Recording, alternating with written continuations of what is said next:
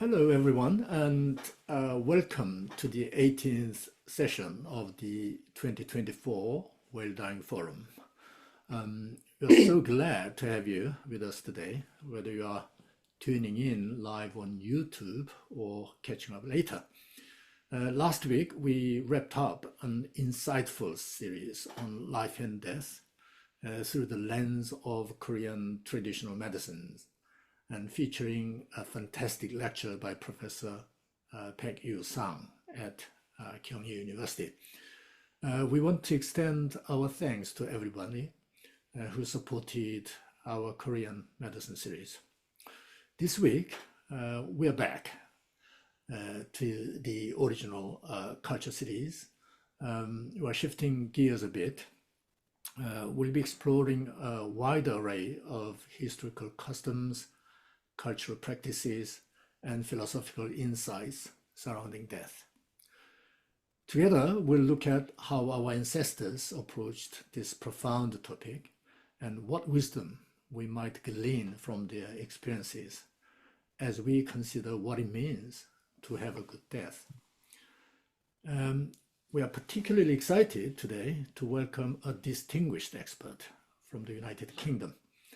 Our guest, Professor Charlotte Horlyck from SOAS, University of London, will be diving into the funeral and burial customs of the Goryeo period. Her presentation, titled Reflections on the Interrelationship Between the Dead and the Living in Goryeo Times, promises to offer fascinating insights into the contemporary perceptions of death during that era. Before we dive into the lecture, let me take a moment to introduce our speaker properly. Professor Charlotte Horlyck is an esteemed art historian at SOAS, University of London, where she serves as the head of the School of Art and is a reader in Korean art history. Professor Horlyck's research delves into Korean pre-modern and modern visual and material culture, examining everything from collecting practices to public display of Korean art. One of her recent works is The Emergence of the Korean Art Collector and the Korean Art Market, which will be published by Rattley's, perhaps this year. Her earlier monograph, Korean Art from the 19th Century to Present, received the Hendrik Hamel Book Prize from the Association of Korean Studies in Europe in 2023, and its Korean translation was included in the prestigious Sejong Books list in 2021. Additionally, she co-edited a significant volume titled Death, Mourning, and the Afterlife in Korea from Ancient to Contemporary Times with Michael Pettit, which was recognized with a Republic of Korea Ministry of Education Award in 2015. Professor Horlyck has held several key positions, including serving as president of the British Association of Korean Studies from 2016 to 2022, and as the chair of the SOAS Center of Korean Studies from 2013 to 2017. And she remains actively involved in the academic community as a committee member for both the British Association of Korean Studies and the British Korean Society. Now let's take a look at today's schedule. We'll be starting with Dr. Horlyck's presentation, which will last around 15 minutes. Would it be okay? Perhaps 50 minutes. And following that, we'll have 20 to 30 minutes for questions and discussion. So please think of any questions you might have. Well, thank you very much, Dr. Horlyck, for your being with us today. And the floor is yours whenever you are ready. Thank you. Thank you very much, Professor Dan. Thank you for inviting me to speak in today's forum. I very much enjoyed our earlier discussions when we talked about what to focus on in today's talk, and I hope that we can revisit some of those questions that we preliminarily delved into. I'm going to share my screen now, and we'll do it like this, and I'll share, and I think this is good. I have two screens, so if I look over here, it's because my other screen is there, but I hope it's okay.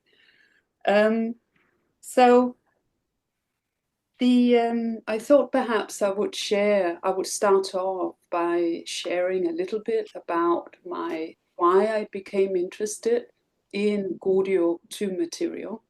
Often I'm asked about that. I am not an archaeologist. I'm an art historian. I deal with visual material. But as I think you'll notice in today's talk, a lot of my material is archaeological. So let me perhaps just share with you a little bit about how that came about. My interest in tombs and in mortuary material, and with that also perceptions of death in pre-modern Korea, developed because I initially, already in fact during my PhD, I studied, here you can see my cursor, I studied these types of objects, which are bronze mirrors. And this type of material came from tombs.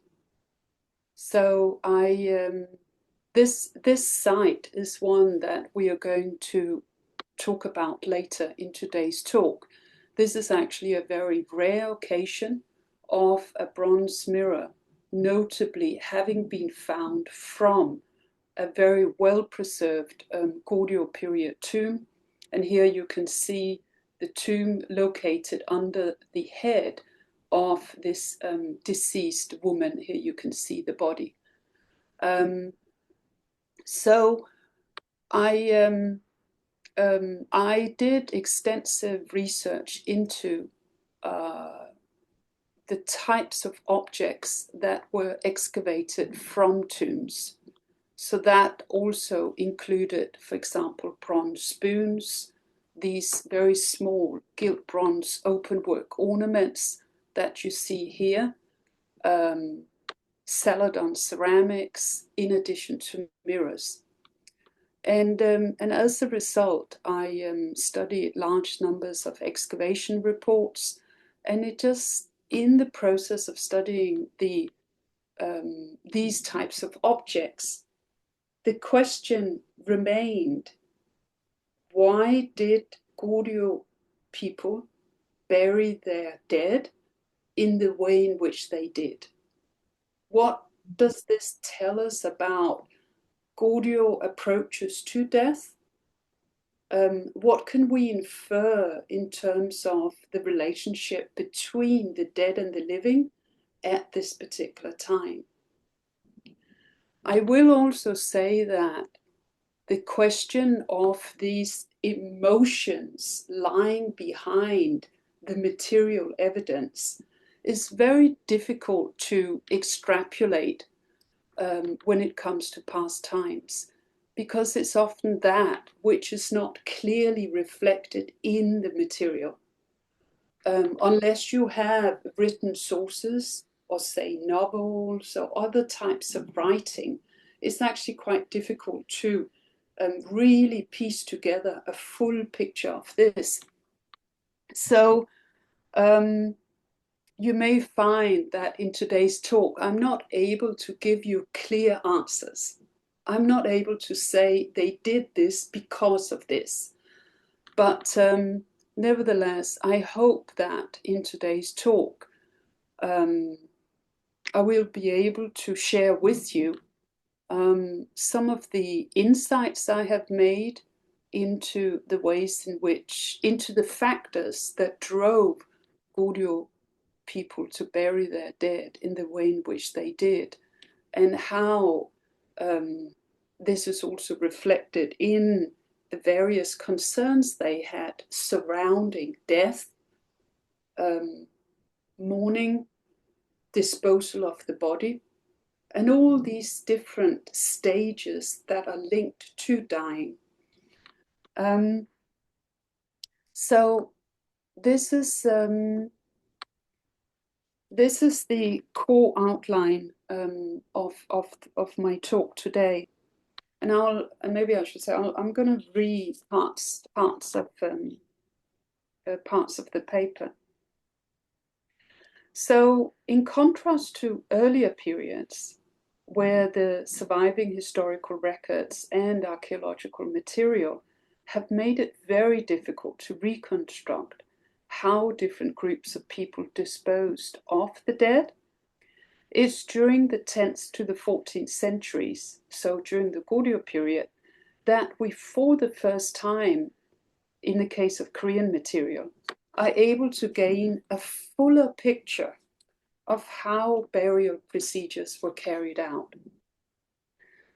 This contextual framework is informed by historical sources and a continuously increasing body of archaeological material, in particular from sites located in southern part of the peninsula, of course, in South Korea.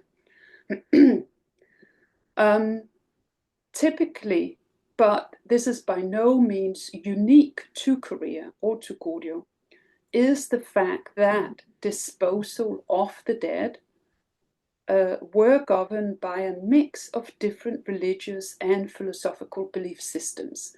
So this is important to remember, and I hope that this will come across. It's not always possible to extrapolate which belief systems governed which parts of the burial proceedings. But it seems evident to me that of paramount significance was the need to ensure that the dead was treated in the most appropriate way possible, as reflected in the care taken in the disposal of the body, so treatment of the body immediately after death, the choosing the location of the tomb site, the preparation of the tomb and tomb goods, and in mourning rituals. We won't be talking in detail about mourning rituals, but I think mourning rituals, of course, also tell us something about this continuous relationship between the dead and the dying and the survivors. In the Goryeo period, of course, as you all know, the Buddhist faith arguably formed the cornerstone of society. We all know that Goryeo was Buddhist. It was a Buddhist society. But other belief systems too had a significant impact on how the dead were buried. This fusion of different religious convictions and principles not only impacted the actual method of disposal of the dead, but also the events leading up to interment. So the placement of the body, say, in the tomb, as well as the various mourning procedures that were carried out in the months and years following the death of a member of a community.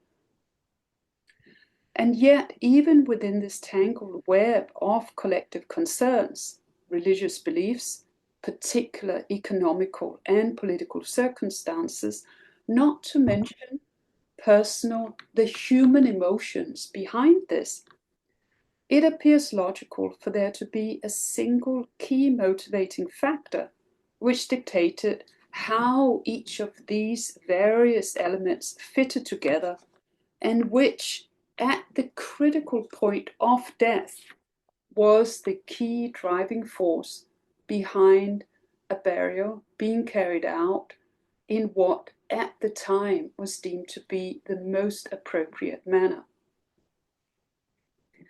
So this is something I think that's worth thinking about. What was the key driving factor? And how did that impact these various stages that are connected to the mortuary ritual, from the stage of dying to death, disposal of the body, preparation of the grave, the funeral proceedings themselves, the preservation of the tomb, and the mourning. And all of these stages, in some cases, of course, could take a very long time. It seems in some cases years. In other cases, over a shorter period of time. What's challenging in the case of Goryeo period material is that the surviving written sources do not clearly indicate what drove people to bury their dead in the ways they did. But as I mentioned, clues can be extracted by integrating the historical sources with the archaeological material. So, in my work on pre-modern Korean funerary customs, I've continuously returned to this question of the fundamental relationship between the dead and the living. And I hope that we'll be able to talk more about that during the questions. As of course, we all know, death rarely occurs, or probably never occurs in isolation, but that the death of an individual affects a larger group of individuals, of people who are either directly or indirectly related to the dying. It's these individuals who, out of social, emotional, or financial obligations to the dead, conduct the burial, and in the case of Goryeo society, observe a period of mourning and perform ancestral rites. Burials, therefore, are conducted by the living. A proper send-off, so a proper burial, arguably forms part of the grieving process for the living. And for this viewpoint, funerals serve as an important emotional function. From a more practical perspective, it's the living that will either suffer or benefit from the death of an individual. And it's the living that must bear the consequences for an inadequate burial, a badly chosen gravesite, or an inappropriately conducted funeral. It can therefore be argued that the ways in which the dead are disposed of and the manner in which burials are conducted are ultimately the concern of the living and not the dead. So this is also something I think we need to consider too. So from this viewpoint, I think it can be argued that the questions that we are going to look at more broadly today, they are perhaps about self-care for the survivors following the death of an individual and how that is manifested. I think our discussions of tomb material also brings to the forefront the question of the individual versus the collective.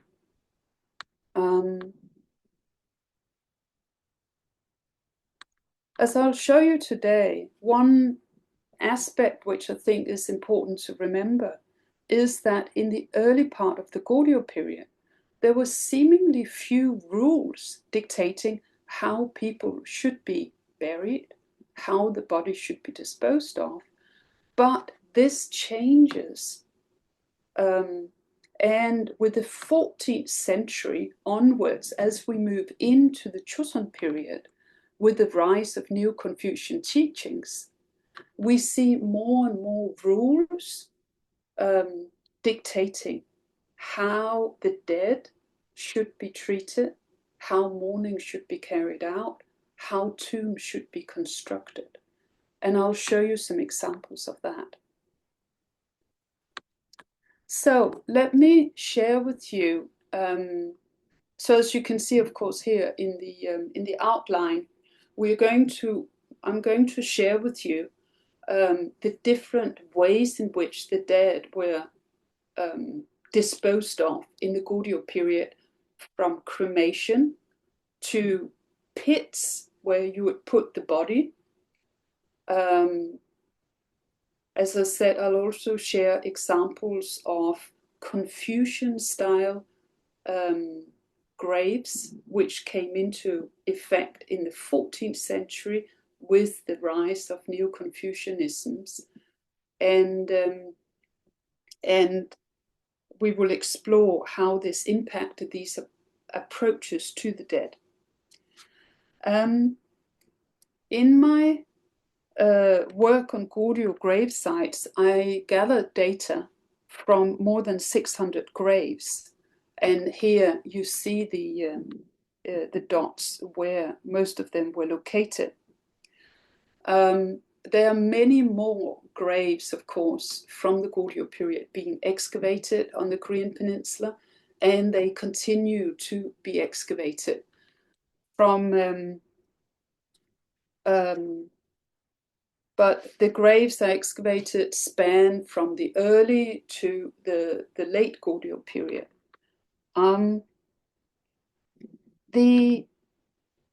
Let me start off then with sharing with you about Buddhism.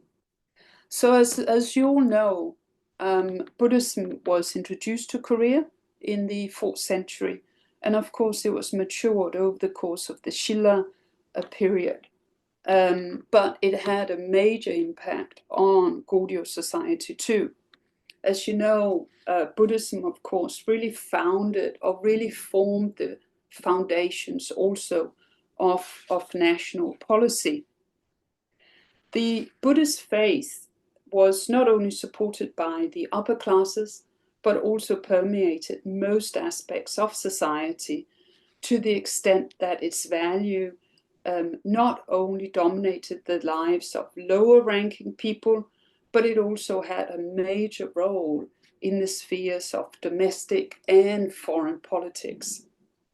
Under the government's endorsement, Buddhism was closely entwined with secular affairs, and many important rituals that were held in the Goryeo period were linked to the promulgation of Buddhism. For example, one of them, called the Lantern Festival, was centered on the worship of royal ancestors. So Buddhist rituals, and I think that's important to remember, in Goryeo, Buddhist rituals came also to be associated with ancestral rites. And this very much reflects the emphasis on Goryeo rulers placing on mourning procedures, as well as on the correct observation of lineage and descent groups.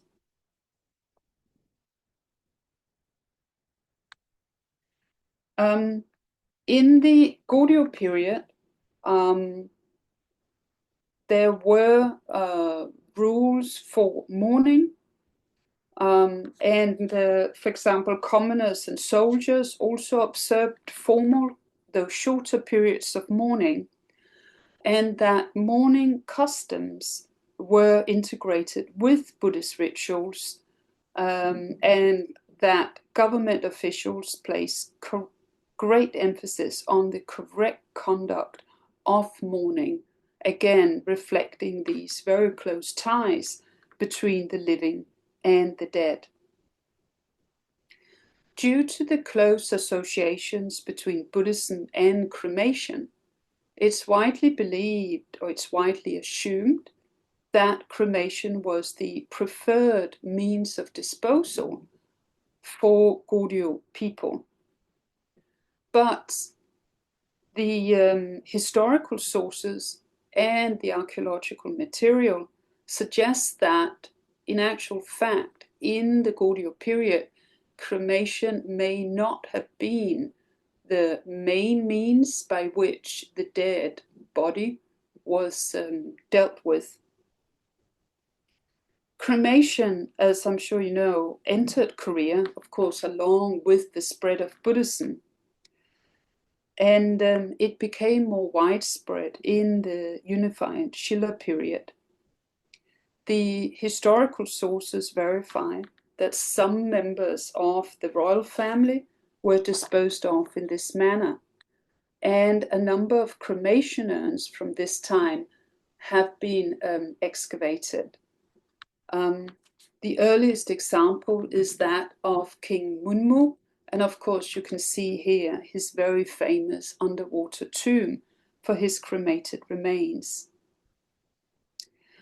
There are other examples of cremated funerary, of these kinds of funerary urns. Here you see a ceramic ware that was placed inside a stone casket, and that then was placed in a soil, in a tomb. These kinds of, quite a number of these kinds of funerary urns from the Unified Shilla period have survived till today.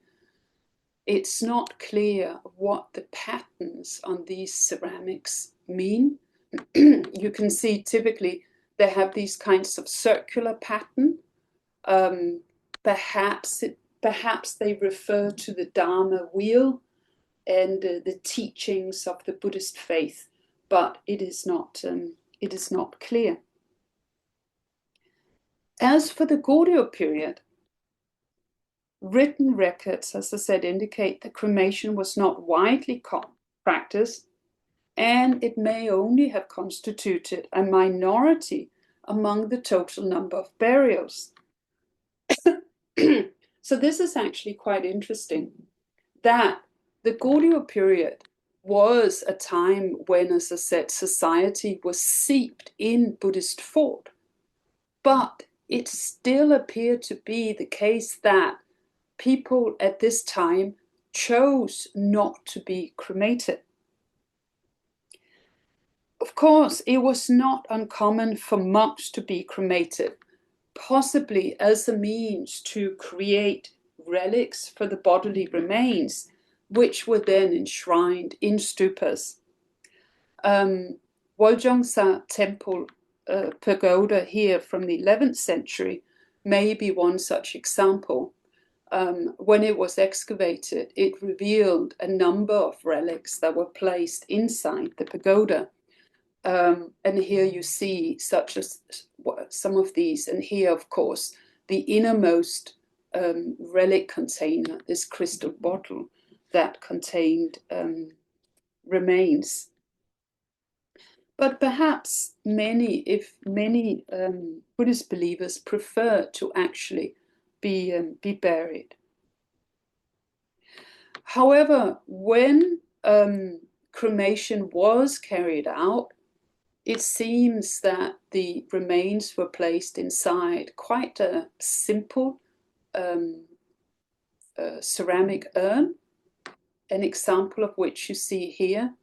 And that then was placed inside a larger little urn, and that was then buried. And here from the excavation report, you can see how this was actually found in the ground.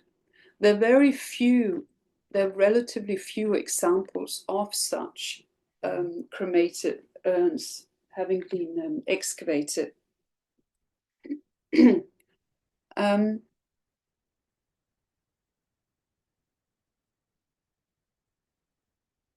It's perhaps also worth noting that this particular urn is so simple. It's not glazed. It's not, i.e., it doesn't have a color. It's just very, very simple ceramic piece that has been most likely thrown on the wheel, fired, and that's it.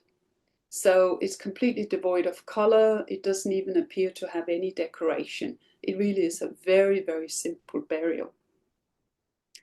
However, it seems that pit style, what's called pit style burials, were the most widely used form of tomb construction that was used in the Goryeo period. And I'm going to talk you through these various types of constructions, showing you more detailed images.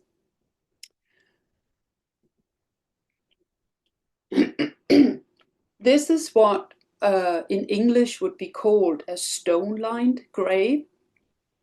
So you can see that the body, the bodily remains, of course, in this particular case have survived.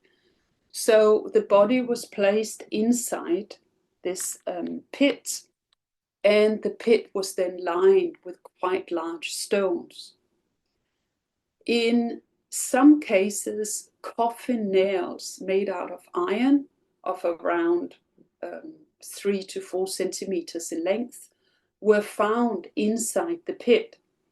And that suggests that the body was initially placed inside a wooden coffin, and the wooden coffin was then put inside the pit. The pit most likely would have had a small mount, but over time, of course, this mount has disappeared. Typically, actually, in the case of Goryeo tomb material, it's quite rare to find bodily remains. The reason being that the soil in Korea is very acidic, and for that reason, human remains do not survive for long periods of time. In this particular case, they have, which makes the finding of this pit very useful for the study of tomb material. In this particular case here, the body was found together with various types of burial items. So here you see a bronze mirror. Here, this is an iron scissor. And then there are various types of ceramics found in other parts of the grave.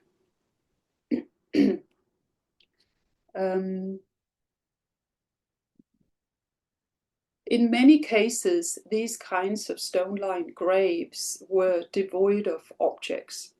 So it was not always the case that the dead were buried with various types of objects.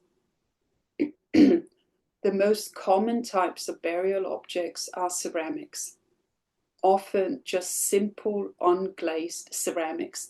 In this particular case, the dead was buried with very beautiful green glazed Goryeo 정자, as you can see, Goryeo celadon ceramics, which indicates that most likely, in this particular case here, the dead was of a social status that warranted more expensive burial goods, such as, for example, also a bronze mirror and an iron scissor. And these kinds of objects are actually also important because it could be argued that the objects within the tomb also serve as a way to cement the relationship between the dead and the living. And that's perhaps, again, something we can talk about later. Another type of pit was simple, a very simple earthen pit. And here, in this particular case here, the body had not survived. So in some cases, in the case of these types of pits, iron nails were found. So in these cases too, the body was first placed within a wooden coffin, and the coffin was then placed, as I said, in just a very simple pit. Here too, the dead was buried with objects. Here you see a very large bronze mirror, coins, ceramics. There's also a spoon. Where's the spoon? Here. And down here, pair of iron scissors. So this was actually a relatively well-furnished burial pit. As I said, in many cases, they were just devoid of any objects whatsoever. The absence of the body, the absence of skeletal remains, makes it very difficult to ascertain how the objects were placed in relationship to the body. So it's difficult to say whether, say, iron scissors were placed close to the head or the feet or something other like that. And more data is really needed for that.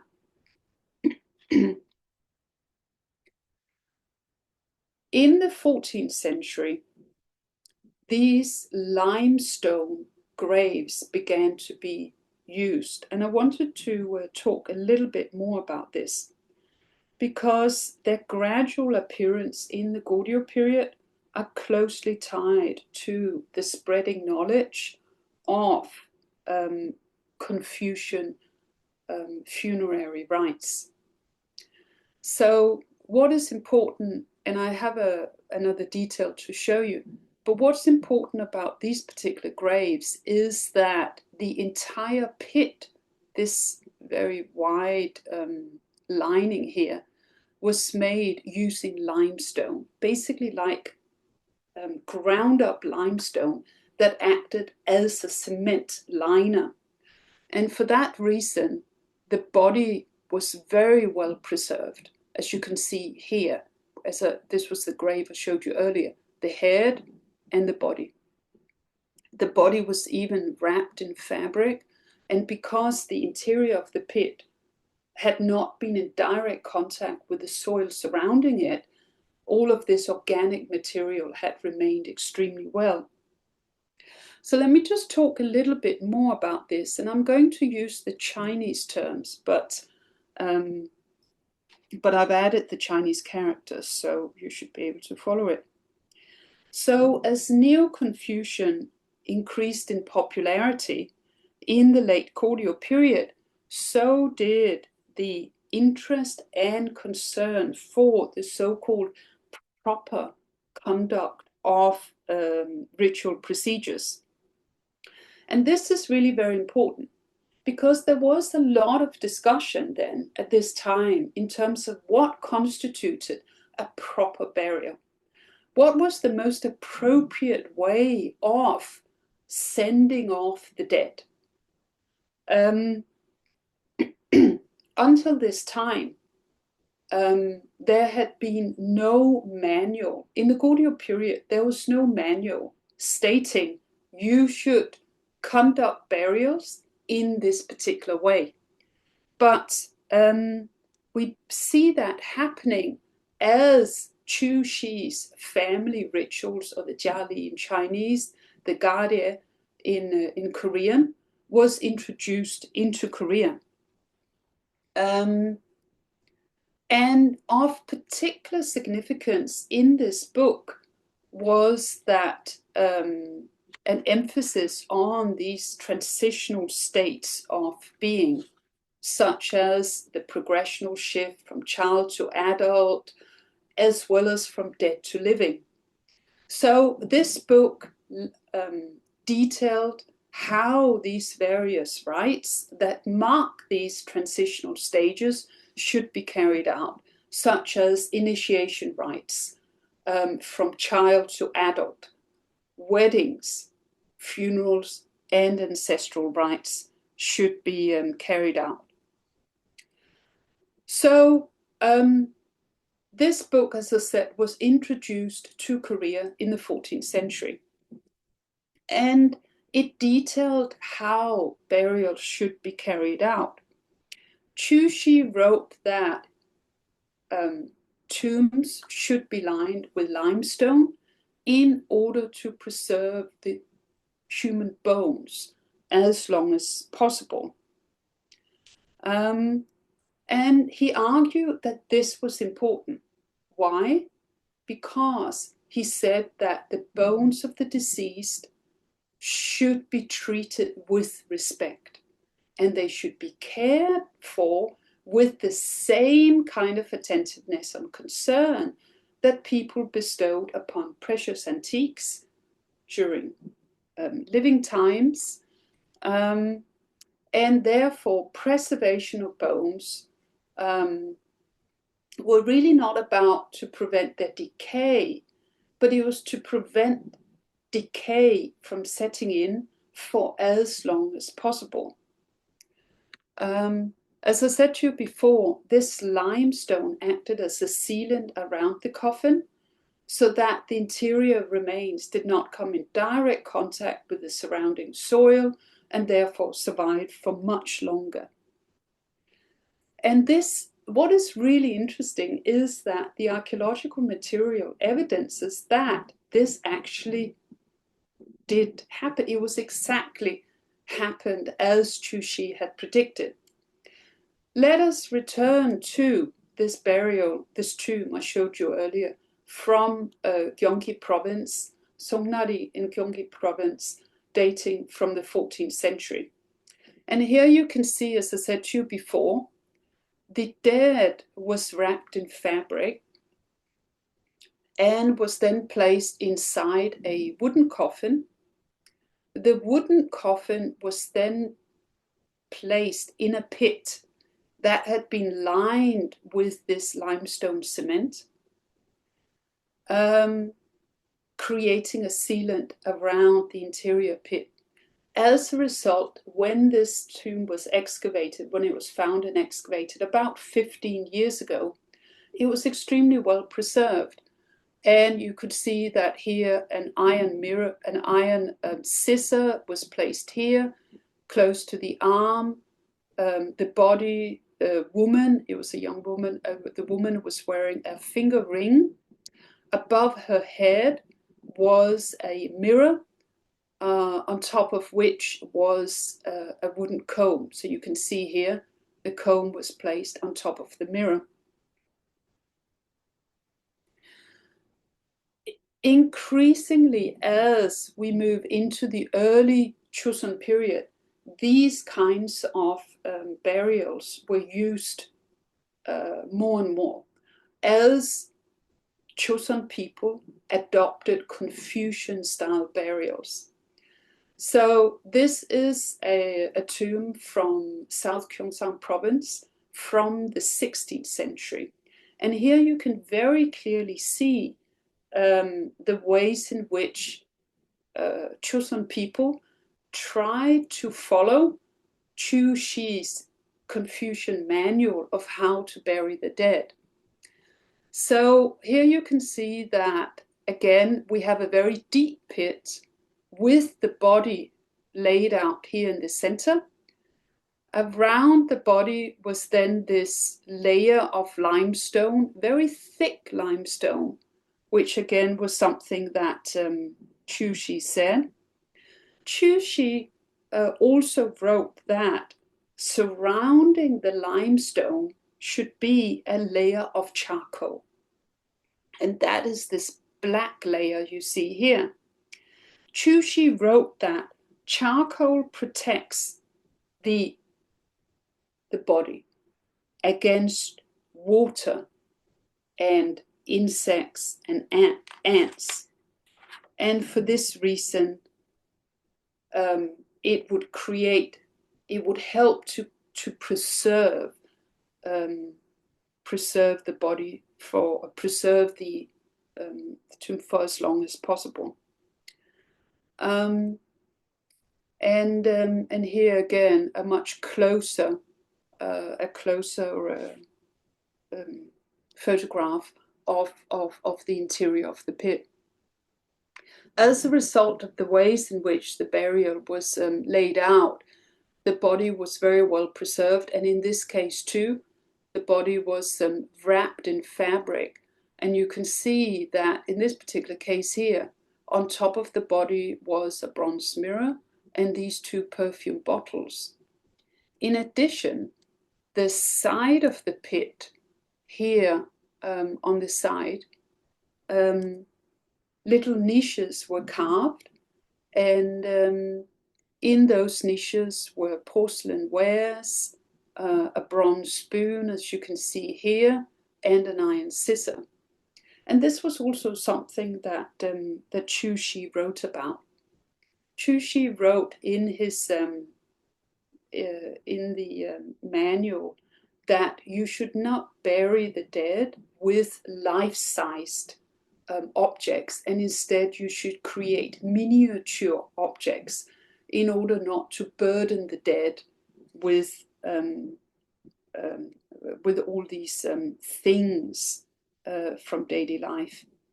And that's indeed what has happened here to some extent. So let us, in other cases, and this is where it gets really complicated, in some cases in the Goryeo period, stone coffins were used. And some of these stone coffins are on display in the National Museum of Korea. You may indeed have seen them. And no such stone coffin had been excavated in situ from a grave. So it's very difficult to assess how they were used in the Goryeo period. It's possible that maybe cremated remains were placed inside. Definitely objects were put inside these kinds of coffins. But as to how the body was put is kind of unclear. They're relatively small. Here you have another one. This is actually here in London at the Victoria and Albert Museum, and quite small, about max 1 meter in length. What is very interesting is that all of these stone coffins, and about 15 have survived from the Goryeo period till today, is that they all carry similar type of iconography.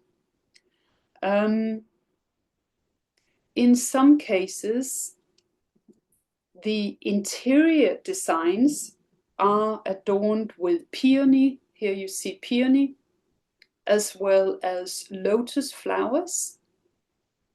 The peony was a hugely popular motif at the time, and this particular motif may have been used within these coffins as a way to further adorn the interior space for the dead, and perhaps could it have been engraved on the side of the coffin walls as a farewell gift, as a token of love? It's difficult to say. The lotus, of course, as you know, is one of the most prominent and enduring symbols of the Buddhist faith. And the lotus may have been carved there as a way to stress the emphasis on creating a Buddhist environment for the deceased. On the exterior walls of these coffins, typically you see the animals of the 4 cardinal directions. And here on one side you have the, here you can see, of course, the dragon, the tortoise, the tiger, and so on. And this, again, you see on other types of coffins as well. These animals of the 4 cardinal directions, of course, have got nothing to do with Buddhism. This is not a Buddhist practice, it's not a Buddhist motif, but the fact that you have the interior setting, Buddhism, or Buddhist motif in the form of a lotus, and on the exterior, something completely different from Buddhism, is very typical of Goryeo burial practices. This intermingling of different types of concerns. This is a stone coffin in the Art Institute of Chicago. And again, on the walls, you can just about see there the phoenix represented south and the dragon representing east. These animals of the 4 cardinal directions were, of course, form essentially part of Daoist belief systems, the emphasis on the 4 cardinal directions and the belief that the cosmology had to be in order to create a harmonious space. Here, this is the tortoise entwined by a snake representing north. This is the snake. It's actually very difficult to see, but this is the snake here, and this is part of the tortoise. Very difficult to see. I also wanted to show you that, I mean, it could be argued that perhaps whereas the interiors of these coffins are adorned with motifs that perhaps could represent farewell wishes for the dead, perhaps the motifs on the exterior wall primarily serve the survivors, helping them to realign themselves within a new harmonious cosmos where the four cardinal directions are in order, in a way to help them realign themselves with the new conditions the passing of an individual has brought about. Indeed, ensuring maximum benefit from the cosmic forces was of great concern for the living, as it would ensure happiness and prosperity. The importance the living placed on creating a locus of perfect balance and harmony with the cosmic forces in infinite space and time is also reflected in two murals in the form of the animals of these four cardinal directions, the zodiacs, and constellations. Here you see murals from the interior of King Tejo's tomb, so the first king of Goryeo, from his tomb in Kaesong. And what is really interesting is that there appeared to be a complete absence of Buddhist iconography inside the tomb walls. Instead, you have the so-called three friends of winter: pine, plum, and bamboo. This is a subject matter that's very closely associated with scholarly literati tradition. Of course, the bamboo represents the scholar. The plum blossoms in the hardness of winter, again representing scholarly pursuits, and so on, right? Here you can see, of course, the plum, the bamboo, and the pine like this. In the tomb of King Gongmin, one of the last king of Goryeo, you have zodiac representations. So the 12 Jishin, symbolizing, as I said, the 12 zodiac, here represented in the form of officials with animals on their headdresses. Here the tiger and the rabbit, as you know, the belief in the 12-year cycle. Here the horse and the sheep. So this appears to be a case of creating within the interior walls of the tomb, again, an ideal cosmic space where the forces of the cosmos are deliberately placed in relation to each other in the most harmonious way. A similar iconography you see in the tomb of a high-ranking official who died in the early 14th century. So again here, an official standing there holding his official scepter, and in his headdress is here a horse.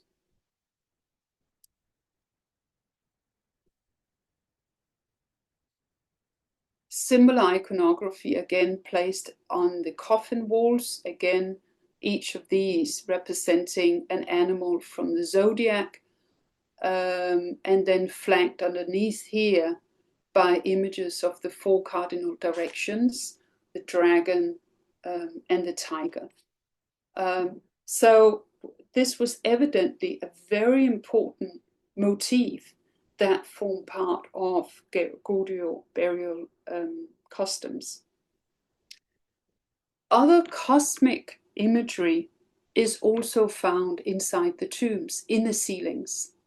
Here, the ceiling of the tomb of King Gongmin shows the Big Dipper, and again here, the ceiling of the tomb of a high-ranking Goryeo official from the 14th century again shows the Big Dipper. So you have here a cosmos where, or you have an interior tomb setting with apparent no Buddhist references, but instead the emphasis on cosmology. The same is also the case of here, the lid of a stone coffin.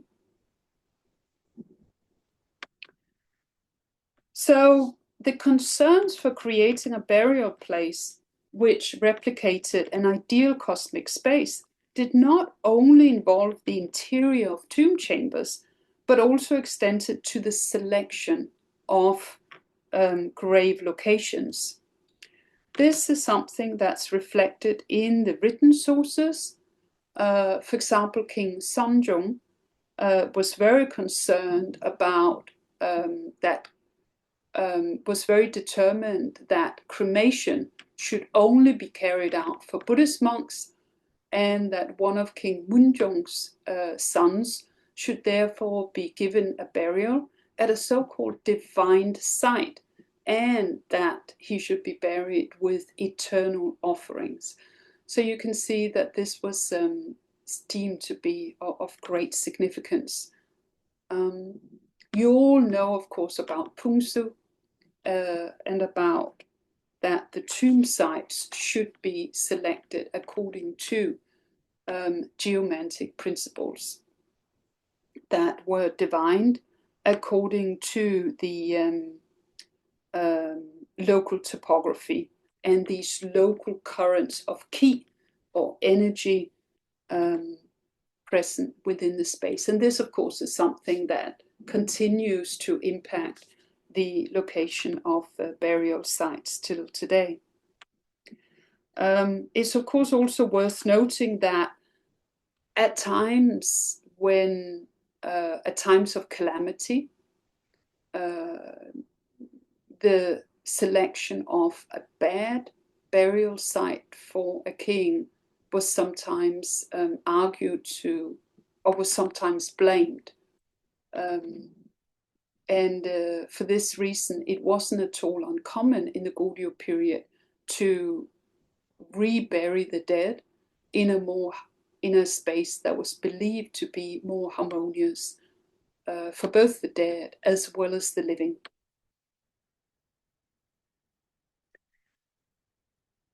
My final point is to share with you some examples of burials of men, of burials of wives and husbands. In the Goryeo period, it was common for husbands and wives to be buried entirely at entirely separate sites. This was also the case of kings and queens. King Gongmin's tomb is actually unusual because King Gongmin, for memory, was the first Goryeo king to be buried with his wife. He, of course, was said to be deeply in love with his wife. Here again, you can see it, the two tomb mounts there. Legend, or not legend, but the historical sources talk about how much he loved his wife. She was from Mongolia, and that they were buried together. But normally in the Goryeo period, wives and husbands were not placed inside the same tomb chamber. But with the rise of Confucian burial practices, this changes. And here you have some excavations of such joint burial sites from the early Joseon period. Joint burial sites were not advocated in the family rituals by Chu Shi, but this custom seems to have impacted by Joseon emphasis, or by the Confucian emphasis on upholding conjugal bonds.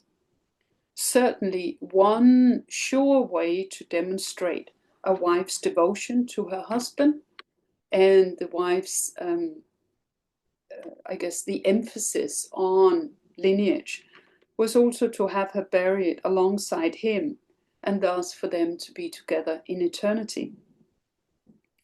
In addition, it also signified a wife's integration into her husband's descent group, sorry, as demanded by Confucian ideology. Here you can see that sometimes these graves are in the form of a large pit lined with stucco, as you can see here. So in this particular case here, the two were buried inside each other in these kind of two separate cases. Note that the grave, in some cases, the grave had an empty interior. And here another example of these kinds of these kinds of joint burials. These two, of course, were lined with the lime stucco, and as a result, you have this very large, very wide cement liner around the tomb pit, and as a result, the skeletal remains have been preserved virtually intact.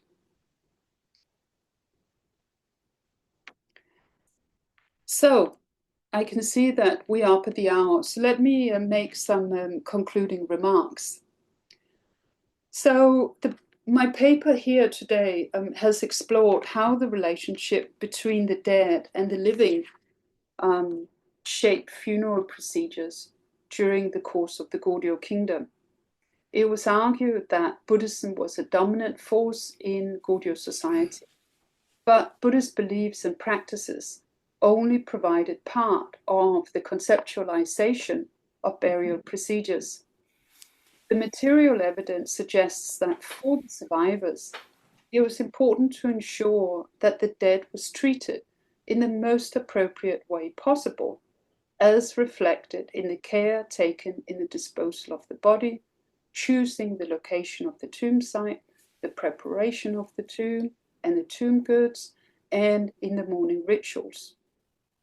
The mix of different belief systems suggests that the dead were buried in a manner in which the descendants felt comfortable with, and measures were taken to ensure that so-called proper burial not only ensured happiness for the deceased, but good fortune for the survivors in the living world. So the first part of my paper investigated why cremation, a conventional method of disposal for Buddhists, was not widely practiced during the Goryeo period, despite the fervent Buddhist milieu of the time. Maybe cremation was too ephemeral for descendants who needed a more concrete and lasting link to the dead, and for this reason preferred more permanent methods of burial. The continuous emphasis on creating lasting links between the dead and the living appear to have been a significant driving force behind what was deemed to be proper conduct of burials. In the conduct of ancestral rites, symbolic links with the dead had to be maintained, and by observing them, such links were continuously reinforced. But burial procedures also served to recreate order in society that had been thrown out or disturbed by the death of a member of a community. And I think that's important to note, It's something about disturbance in time and space, and about restoring that harmony. Tomb iconography reflects such concerns, as its purpose was to create an ideal cosmic space in which the universe was in harmony. The correct geomantic selection of tomb sites served a similar purpose, though it is clear that it was ultimately the living, rather than the dead, perhaps, that benefited from this, since an inauspicious site could have devastating consequences for descendants. So I think I'll finish here with that. Thank you, and take questions, and I know we'll discuss later. Thank you. Thank you so much. You traveled around, I could see from the slides. You traveled around in Korea, really too many sites to find all these marvelous discoveries. And I feel it's so luxurious, really, to hear all these research findings in the comfort of a home, really. Thank you so much again. The conjugal burial, which you said became prominent in Joseon period, although it was practiced by King Gongmin.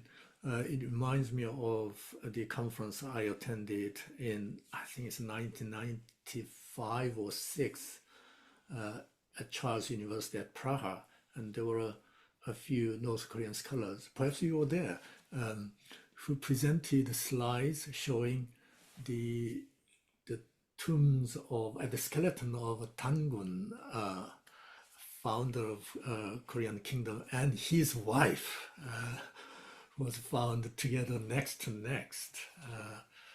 Well, the audience was not entirely convinced of the authenticity of the photos. Anyway, that reminds me of that conference. Just to initiate the conversation, could I ask you just one question? What you partly touched this subject. I mean, what is the reason behind the preference of people for earth burial rather than cremation?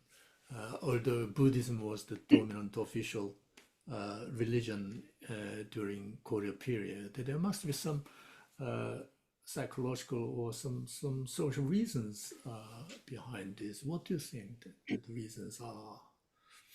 It's a very good question. I do wonder whether, as I said, it has something to do with the want of a concrete visual link between the dead and the living.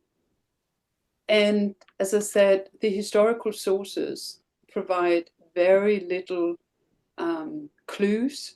I think the only clue we have is, as I said, King Songjong, who are talking about wanting to offer a so-called proper burial for one of King Munjong's sons who had been cremated. And yesterday, when I was going through the slides again, and I thought about this in more detail, it made me think about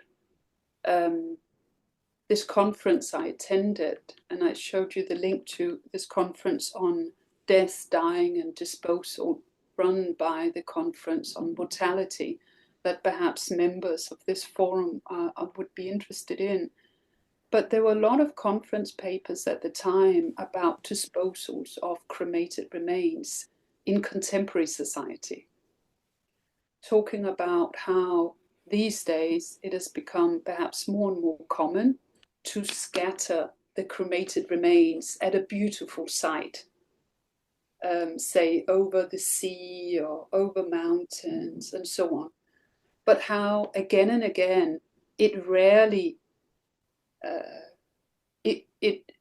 when the actual scattering happens, it's rarely as ephemeral and beautiful as that. often you get the ashes in the wrong direction or something other like that. The other issue, of course, is also when you scatter, there is no physical place that descendants can go back to. And I wonder whether that's of course a very kind of contemporary concern, perhaps amongst, at least for some, but I wonder whether in the Goryeo period, there was a clear knowledge that if you bury the dead, the full body in a tomb with a mount over it, there is a very concrete link between the dead and the dying. And that concrete link is also represented in the body. Of course, the body will decay over time. But there was evidently knowledge that that this decay would happen gradually. So at least for the immediate descendants, you would go to the tomb, and I think there would be a clear knowledge that the body is there. And then in addition to that, of course, there would be, as I said, the tomb mount where you can perform rituals in front. And for those who could afford it, there would be objects in the tomb that I guess can further serve to cement this link between the dead and the dying. So I wonder, I think perhaps that was one concern at least.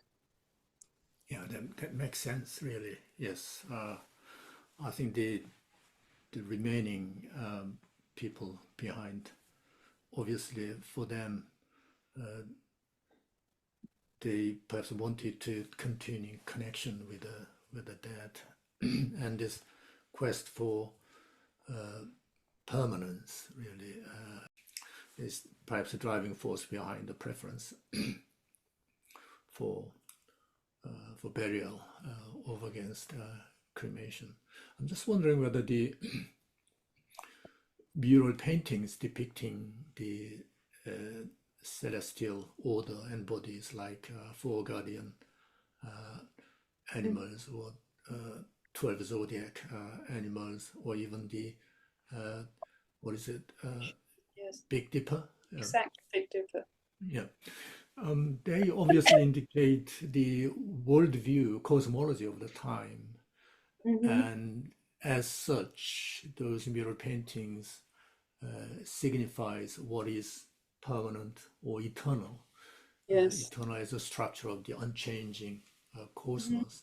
And perhaps putting the dead bodies inside the place where they could see, the dead bodies could see the mural paintings day and night. The living perhaps wished to send those dead bodies or dead space into the eternal structure of the cosmos, so that they can acquire some kind of eternal life, if you like. So I think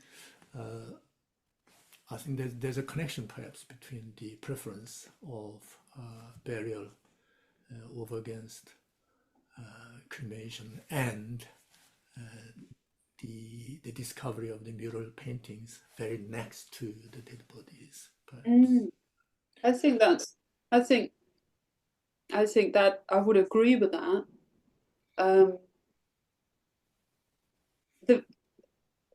maybe we can take that further, because in many of these, or it seems that in the case of cremation, then the entire the proceedings connected to the disposal of the cremated remains appear to be very simple urn where you put the cremated remains. It's not even clear, perhaps, if there was a little mount when you buried the cremated remains in the soil and so on. However, whereas when it comes to these tomb structures, of course, they're for the kings, so they're much more elaborate, or at least high-ranking aristocrats.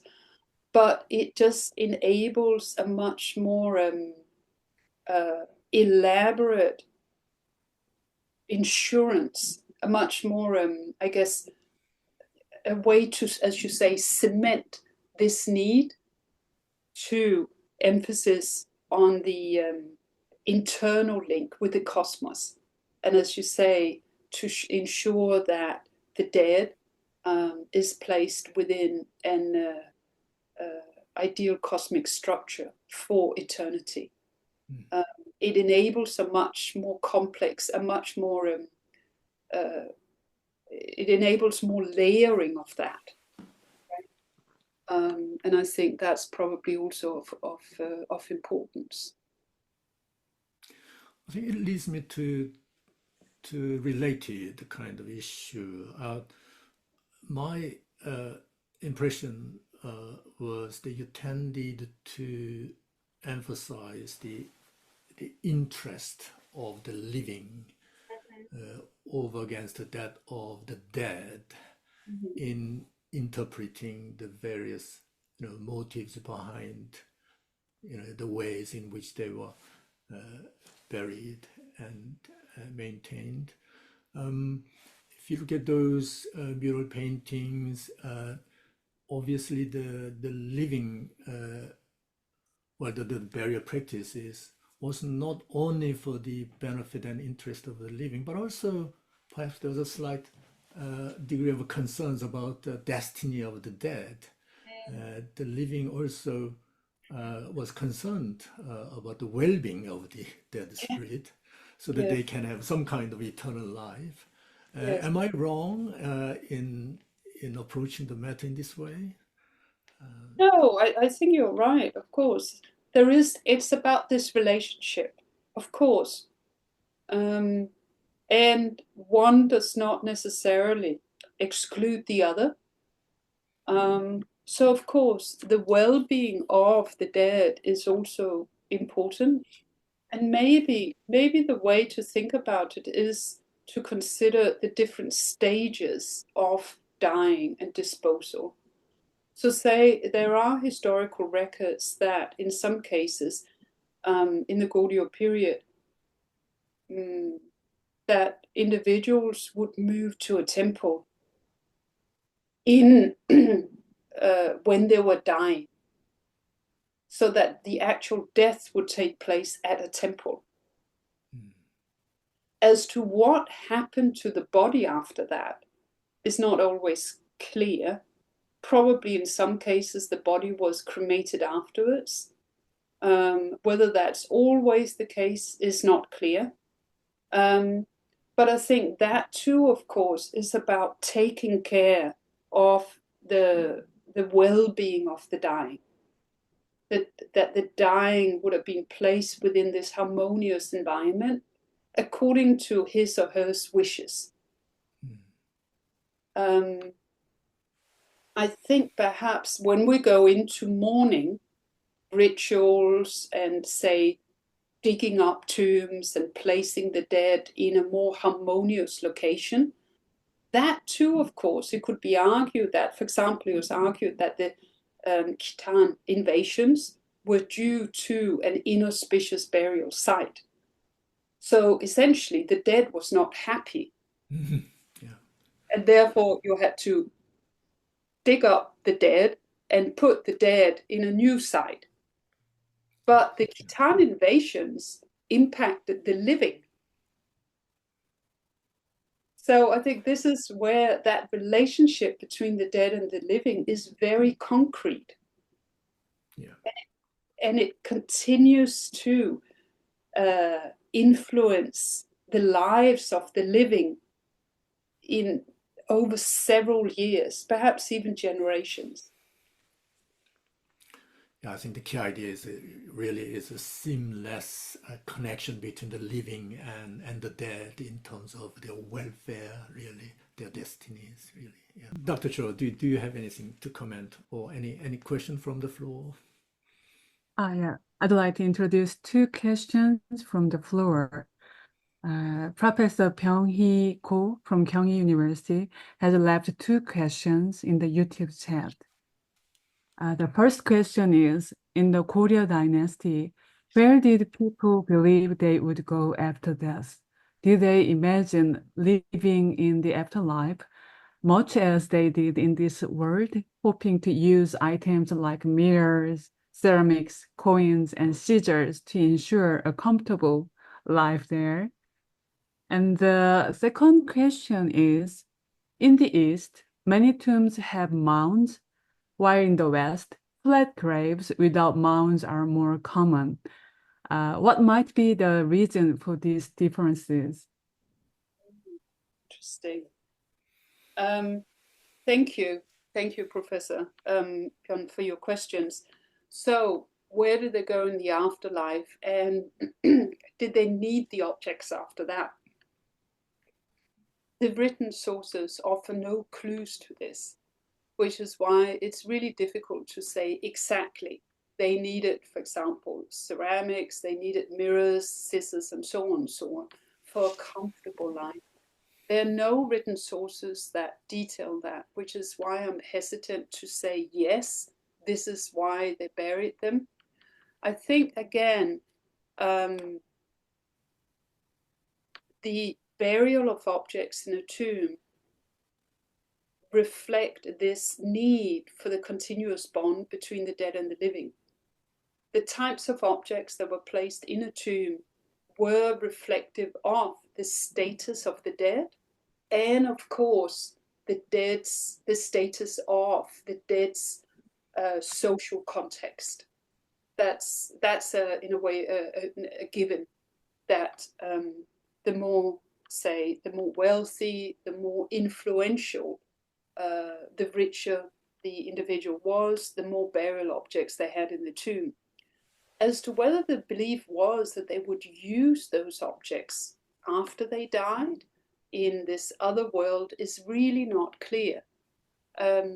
Maybe there was a belief that it was for kind of reassurance, that maybe a notion that we will gift them as a way of respect to make the dead as comfortable as possible, without exactly being able to say, yes, the dead will use a mirror in afterlife. So I'm sorry, I can't give an exact answer, in particular because I think many of the emotions that drive how we deal with the dead are quite abstract at times. It's difficult to say it's exactly for this reason, but it's about comfort. It's about respect. It's about something being appropriate and proper for both the dead and the living. As for mounts, the use of mounts in Korea really came from China. In the unified Shilla period, that's when the dead, members of the royal family, began to be buried with mounts encircled by a stone banister, and with this so-called spirit road leading up to the tomb, created with very large figures carved out of granite of officials and animals and so on. This tradition came from China, from Tang China. And it had pervasive impact in Korea from the unified Shilla period all the way up to the Joseon period, of course. So that's where it comes from. Professor Ko expressed his sincere gratitude to you, Charlotte, for your in-depth interest in Korea. And he has left this final question for you. I'm sorry, but do you personally believe in an afterlife? If so, what do you think that world might be like? Oh. Oh, I think I've never been asked that question before, Professor. I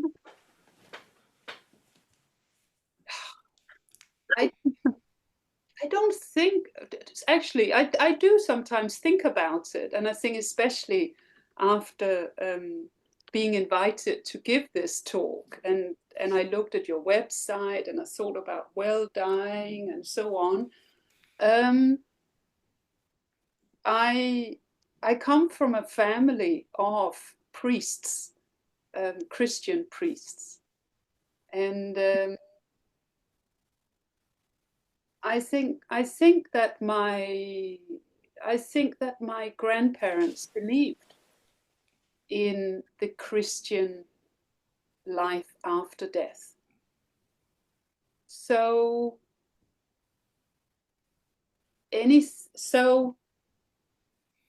I guess that to some extent I think about. Let's go back to the Goryeo period. Let's do some time travel, three of us, and go back to the period and imagine we are buried there at the end of our lives.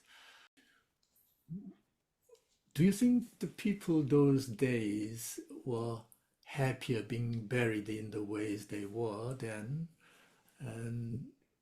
and people in our days? Have you ever thought about that? I did actually think about that. I did actually think about it. I did think about the relationship between the dying and the dead in contemporary society versus that time. And of course, also in terms of how the dead are being dealt with in Korea. I think the fact that there were these tomb sites that continued to be observed, and that there was a very strong belief, I think, that the dead would in various ways impact the lives of the living.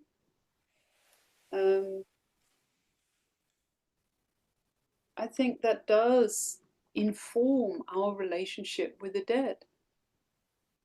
That the dead are not only perhaps to a certain extent in contemporary society, we have become removed from the dead.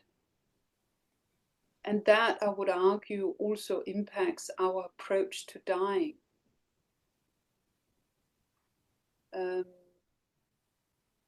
Perhaps if there is a very strong belief in a continuous link, will we also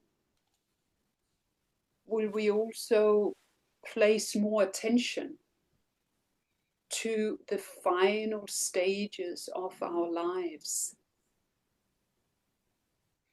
That the final stages of our lives do not signal a cutoff point, but a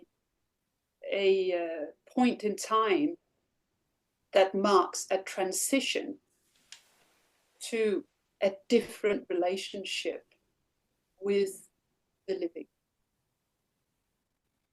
Yeah, I entirely agree with you. I think we are totally removed from the communal context in which we die these days. Death has become an individual event rather than the communal one, having lost all the very important relationships and connections. I think the cases of burial you have shown today is all about really continuum between the living and the dead, and the connection between the two parties, really. And that's what we have lost really in our days. And that's why our deaths look so poor and miserable. I think that also is one of the takeaway kind of wisdom we can have today from your talk. Are there any things you want to talk about as a potential kind of source of wisdom so we can learn from people in Goryeo period or before and after? Well, I thank you for inviting me to give this talk, because it really made me revisit my ongoing work on Goryeo approaches to death, and to think, as you say, more broadly on our current perceptions of death and how we treat the dead.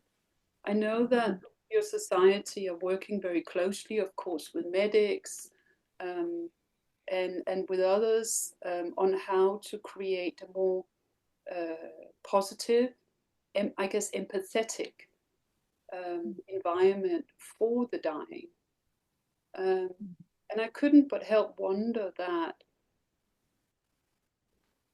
for that to be more effective, we perhaps have to go and consider our more general approach to relationships between people. Because I think perhaps without that, it's not going to change the final stages of an individual's life. And of course, in pre-modern society, there was more connection between people. Probably it could be argued that it was a more interconnected society because it had to be. There had to be more reliance on people. Mm-hmm. And also there was a much stronger belief in human beings' links with the broader, I guess, cosmic forces. So the individual in relation to a Buddhist god or the Buddhist gods, the individual in relation to the 12 zodiac, the cosmos, nature, and so on. And maybe that is what has got lost. That, as you say, that nowadays death is considered to be an individual matter.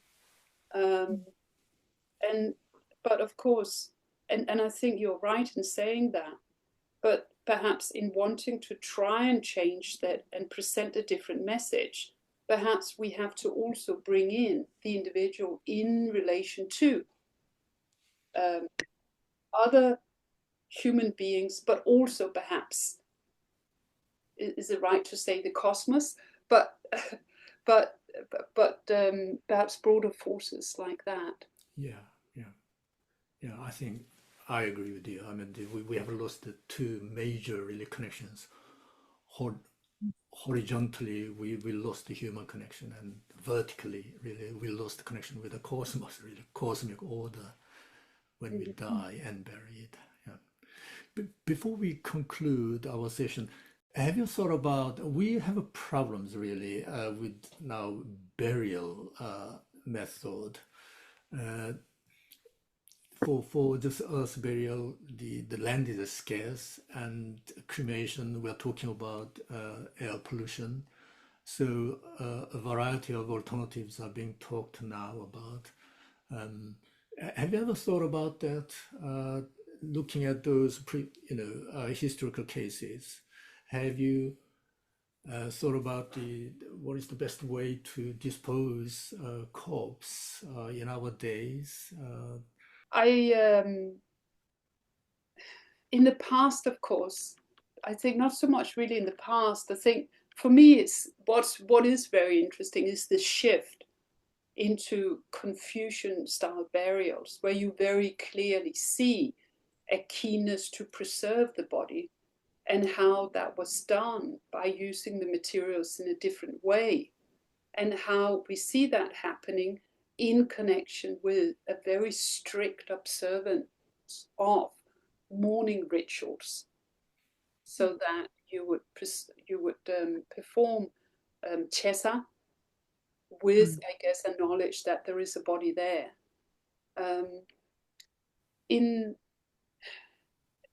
I do think, and it just made me think about to which extent it's important to have a marker of the dead. I know that I think globally, certainly also I think both America, Europe, and perhaps also in Korea, that there are perhaps more and more people who want to be scattered. They don't want a marker. but I can't but help wonder what will be the impact of that on the descendants. Whether it will just be so removed then that the descendants will feel lost after that is difficult, of course, to say. You also know, I'm no doubt, Professor, that there have been discussions of cremation centers of incineration, the heat generated being used to heat houses in the surrounding area. Because it seems at the moment, I think in the UK, that the heat generated is just, in a way, goes wasted. And instead, you could channel the heat so that there are people who benefit from this. But there is a lot of protest against that. Personally, I think maybe it's a good idea that then we feel connected. I don't know. I don't necessarily see a problem with that. But that was, I guess, kind of very loosely what I thought about. Is there a way by which we need to feel connected? These days, as you know, in the UK, it's also possible to be scattered in a field. And then for each person, each burial like that, or I guess scattering process, a tree is planted. And maybe within, say, a climate like global warming and so on, that this perhaps is a good idea so that descendants will benefit in a broader perspective from regrowth and generation of nature. So I don't really have very much to say about it, but it's evidently so complex. And as you say, it's an evolving field. That's true, yes, yeah. And the reason why I think it's complex is because research shows that our treatment of the dead nevertheless tends to be very conservative. It takes time to change. It's not like weddings. For example, a wedding ritual that will perhaps be more subject to change faster. But the ways in which we deal with the dead, I think, will traditionally take longer to be embedded and to change within society. Yeah, the funeral and burial and human mind about those events tend to be cautious and conservative. Yeah. Thank you very much for the insightful comments on a rather strange question. Yeah.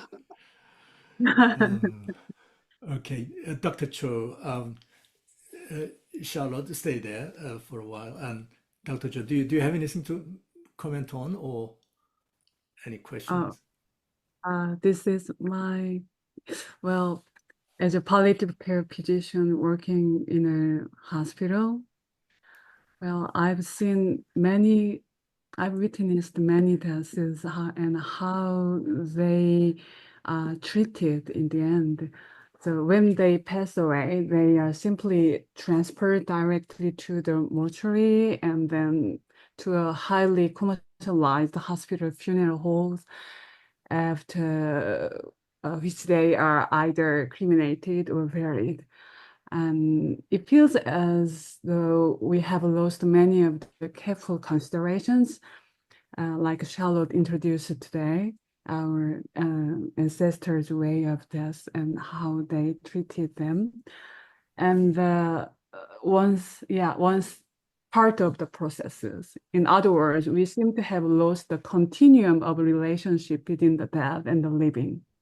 Perhaps this is why, as you mentioned, why death has become so painful and difficult to accept for both terminal patients and their families.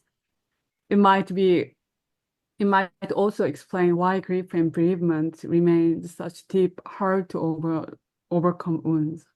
So I'm wondering how we end of life carers like me, how can we revive the continuum of the relationship between the dead and the living? I know it's not just for healthcare problem. It's like a cultural problem. Yeah, but yeah, after this wonderful lecture, I have this sort of question in my mind now, like a task. Thank you for this great time and lecture. Thank you so much. Thank you. Well, then I think we have to close our session. But before we close, Dr. Cho, would you be able to announce the next meeting? Yeah. This is for Korean audiences. So shall I make it in Korean or in English? Well, in Korean, please. 오케이, in Korean. 예, 제 19차 포럼 소개해 드리겠습니다.